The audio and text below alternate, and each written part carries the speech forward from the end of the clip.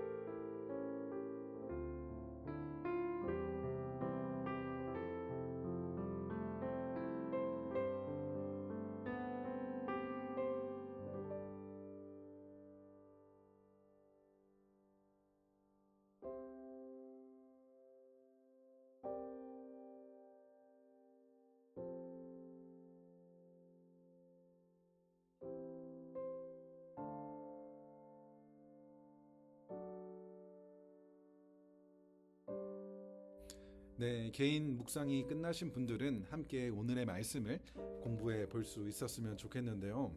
저희가 지난주부터 시작한 이 하박국서 말씀을 보게 되면 크게 하나님을 향한 하박국의 두 가지 질문이 나오고 또 이 두 가지 질문에 대한 하나님의 응답이 등장을 하게 되고 마지막으로 하나님을 찬양하는 모습이 이 하박국서 말씀에서 등장을 하게 됩니다.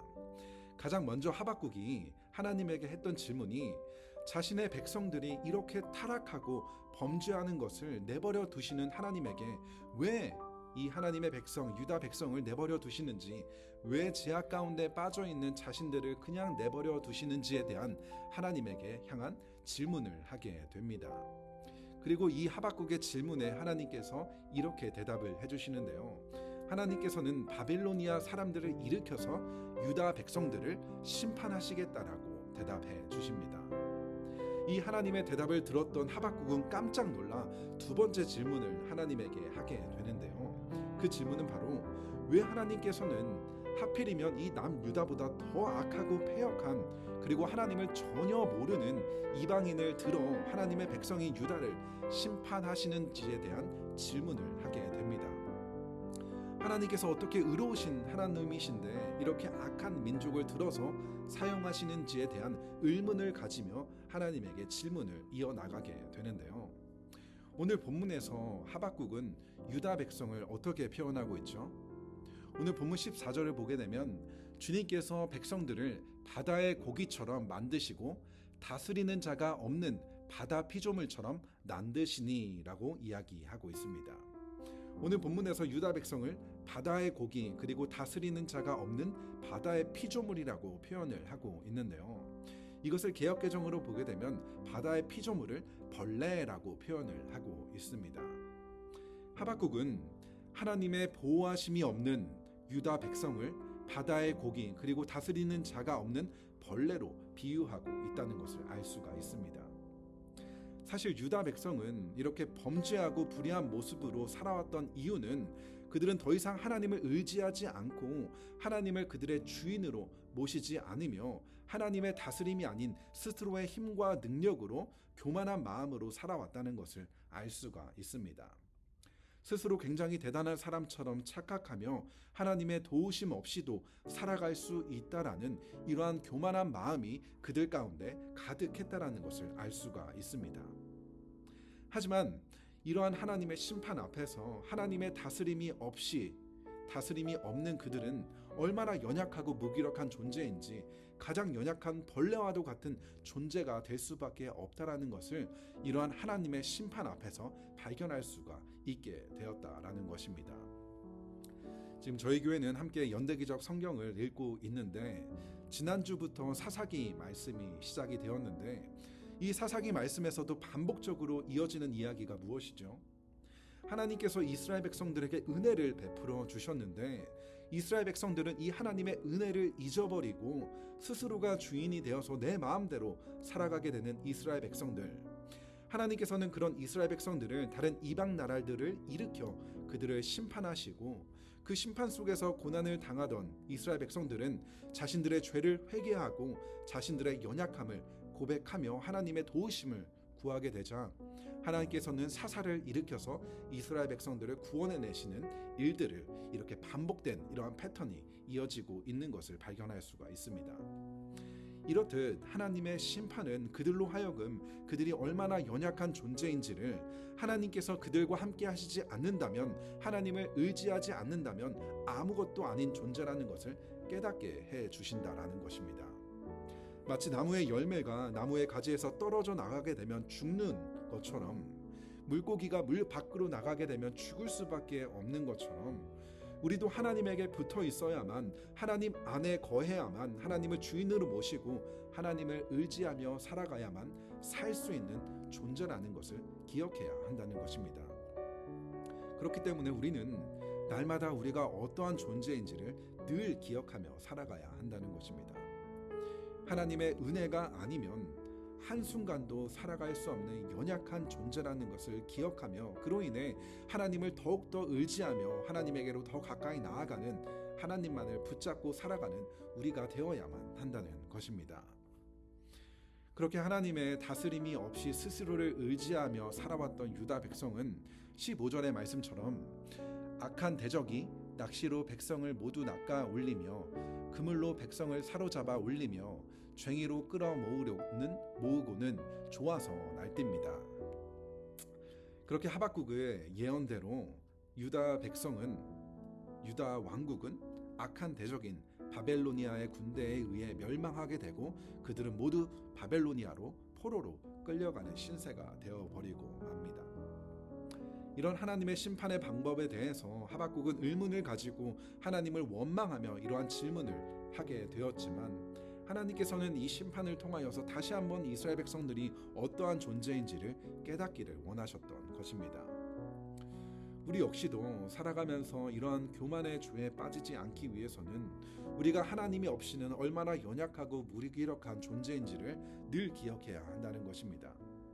물론 하나님의 은혜로 하나님의 자녀가 된 우리들은 이러한 하나님의 자녀라는 정체성을 가지고 이 땅 가운데 당당하게 살아가야 하지만 동시에 중요한 것은 이러한 하나님의 은혜가 없이는 한순간도 살아갈 수 없는 연약한 존재라는 것을 늘 기억하며 겸손히 하나님 앞에 나아가야 한다는 것입니다. 그래서 오늘 비탐성을 마무리하면서 하나님 앞에 솔직하게 내가 얼마나 연약하고 부족한 존재인지를 고백하며 하나님의 도우심과 인도하심을 구할 수 있는 겸손한 마음으로 하나님의 도우심을 구하는 이러한 기도를 올려드릴 수 있었으면 좋겠습니다. 자, 기도로 오늘 비탐성 마치도록 하겠습니다. 하나님, 오늘 이 하박국의 고백처럼 하나님의 은혜가 없이는, 하나님의 돌보심이 없이는 우리는 벌레와도 같은 너무나도 연약하고 무기력한 존재라는 것을 다시 한번 기억하면서 내 스스로를 의지하지 않는 어리석은 존재가 되지 않게 하시고 더욱 주님만을 의지하며 주님을 붙잡으며 주님께로 더욱더 겸손히 나아가는 모든 주님의 자녀들 될 수 있도록 주님 은혜를 베풀어 주옵소서. 감사를 드리며 이 모든 말씀 예수님의 이름으로 기도합니다.